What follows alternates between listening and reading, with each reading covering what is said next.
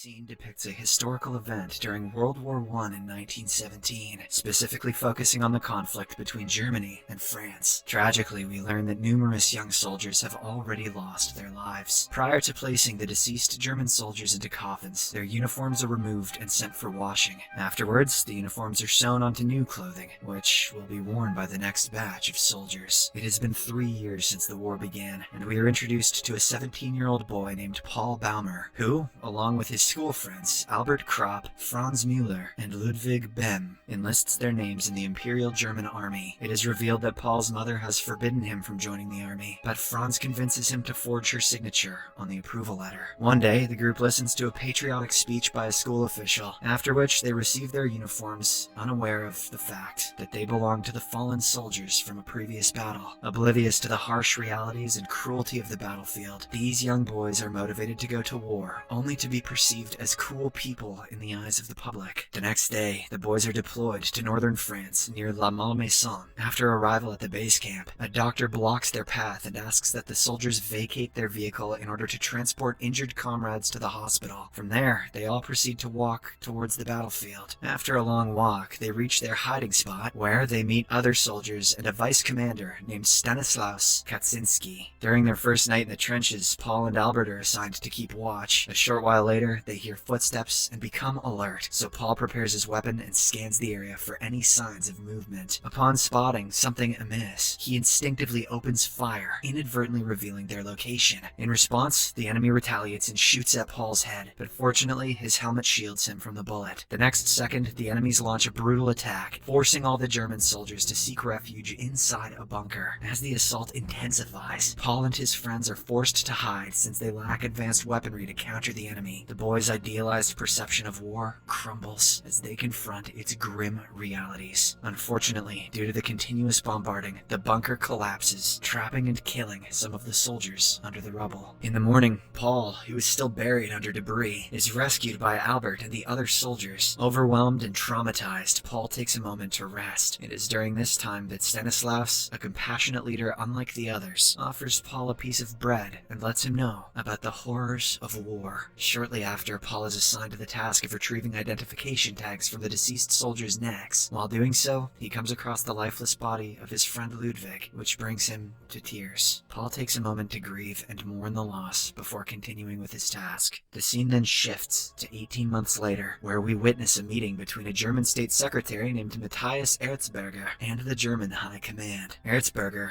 weary of the mounting losses, tries to convince the High Command to initiate armistice negotiations with the Allied powers. Back on the battlefield, Paul appears to have grown accustomed to the harsh reality of war. One day, while walking with Stanislaus, they stumble upon a small farm near the forest. Craving to eat something tasty after a long time, they plan to steal livestock from the farm. Stanislaus enters the premises while Paul keeps a watch outside. After successfully stealing a pet, they quickly run away from the scene. They then return to the base and cook the stolen food. Albert, Franz, and another soldier named Jaden join them and have a wonderful meal. Amidst this, they also joke and laugh, creating a joyful atmosphere and forgetting the bitter reality of war for some time. That farmer is pissed though. The following morning, as the soldiers prepare their breakfast, they spot 3 women passing by. Having been deprived of female companionship for a long time, they are captivated by their presence. Franz even goes a step further and approaches the women, offering to escort them home. Later that day, the soldiers receive letters from their families. Since Stanislaus is illiterate, he asks Paul to read a letter from his wife. The letter describes how much she misses Stanislaus and her desire for them to visit their son's grave together. After hearing this, Stanislaus says that he feels like a loser, as his child had been sick for an extended period of time before passing away, but he was unable to visit his son even for a single time. Furthermore, he worries that he will be unable to reintegrate into peacetime society. According to Stanislaus, the government's promises of substantial salaries have trapped them, but in reality, the actual value of the wages is worthless, especially considering the uncertainty of survival until the war's end.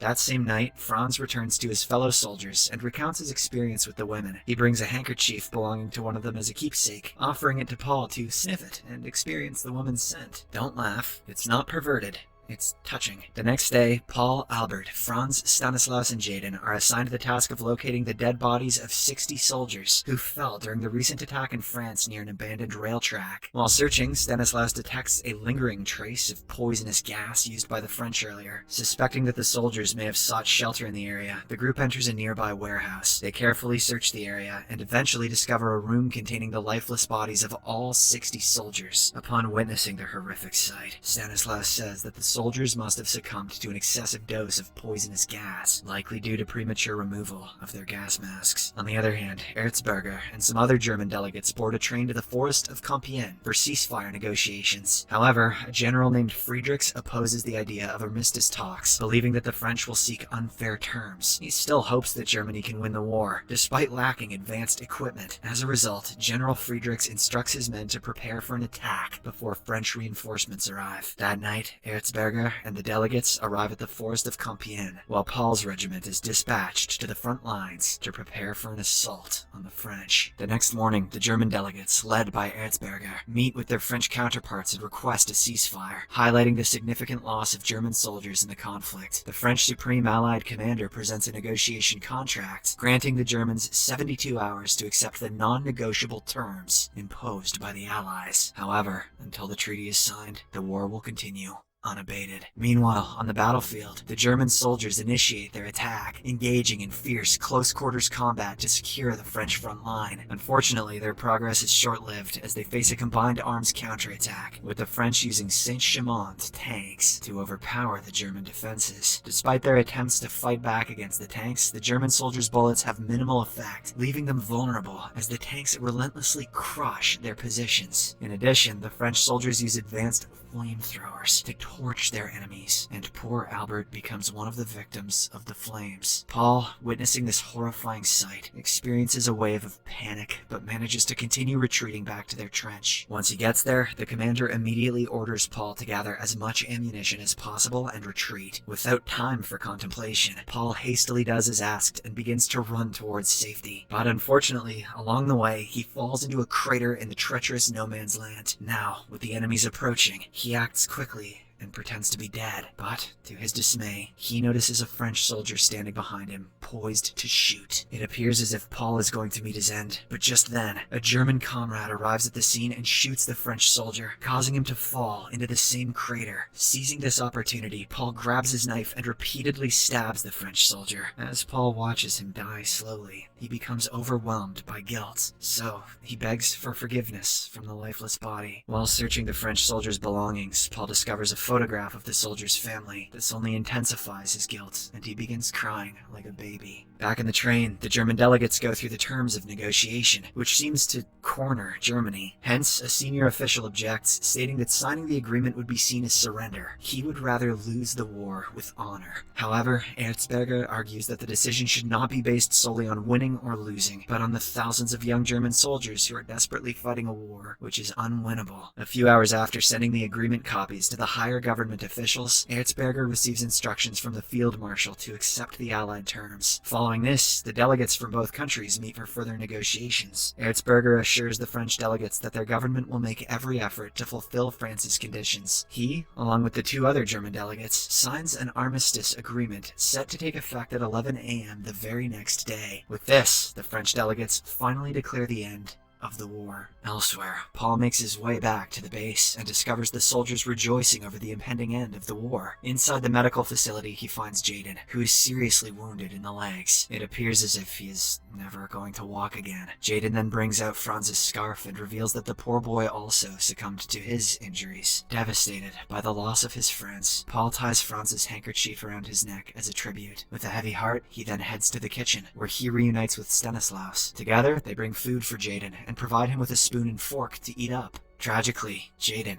who is distraught at being crippled, commits the unthinkable with the same fork. The following morning, the news of the official ceasefire reaches the soldiers at the base camp. As Paul awakens, he finds Stanislaus staring out of the window. When questioned, Stanislaus expresses that it is the most peaceful day since he came to the war, because for the first time in 4 years, he hasn't heard a single sound of gunshots. In order to celebrate their newfound freedom, the two friends decide to steal from the farm once more. Along the way, Stanislaus excitedly says that he cannot wait to return home and hug his beloved wife tightly. After some time walking, they finally arrive at the farm. Paul silently gets inside, while Stanislaus guard. Paul comes across some duck eggs and stuffs them in his pocket, but during this, he is apprehended by a young boy who quickly summons his father. The latter realizes that he is again being robbed, so he grabs his gun and opens fire on Paul. Luckily, the two soldiers manage to escape unscathed. Once at a safe distance, they crack open the eggs and take turns eating them. As Stanislaus steps away to take a leak in the forest, the farm owner's son suddenly appears from behind, aiming his gun at them.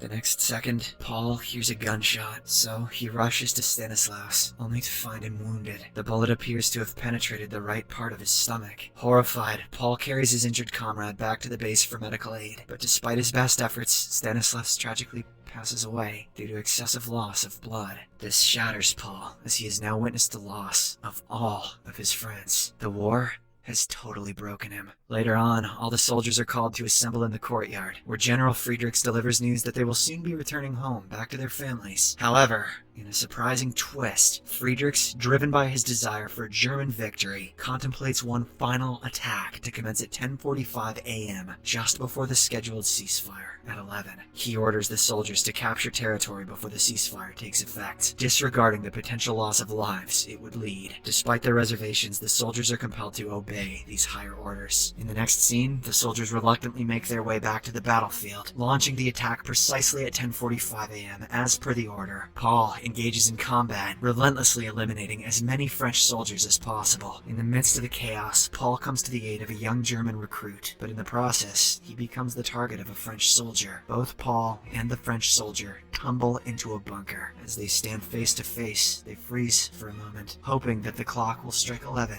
However, their encounter is abruptly interrupted when another French soldier fatally stabs Paul right in the heart from behind. Seconds later, the war is officially declared over, and the sound of commanders' voices shouting "ceasefire" resonates through the air. With his last bit of strength, Paul stumbles out into the trenches, relishing the end of the war, before finally succumbing to his injuries. A short while later, a newly arrived German recruit, whom Paul had previously saved, is tasked with collecting identification tags from fallen soldiers. As the recruit carries out this grim duty, he comes across Paul's lifeless, mud-covered body. In a gesture of respect, he picks up Franz's scarf from him and wraps it around his own neck. However, the recruit chooses not to take Paul's ID tag, resulting in his death going unrecorded. This means that the brave Paul will forever remain unknown in official records.